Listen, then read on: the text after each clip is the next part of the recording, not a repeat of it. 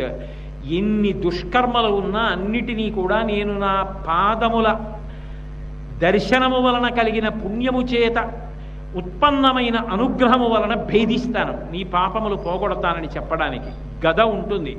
ఎటువంటి రాక్షసుల్ని కూడా నేను సంహరించగలిగిన వాడను. కౌమోదకి, ఈ భూమిని కాపాడుతూ ఉంటాను, నేనే ఈ భూమి నాది అని చెప్పడానికి గదని ధరిస్తాడు. అలాగే శంఖం ఏం చేస్తుంది? స్వామివారి ఊపిరిని తనలోకి తీసుకుని మోగుతుంది, అది విజయానికి పిలుపు.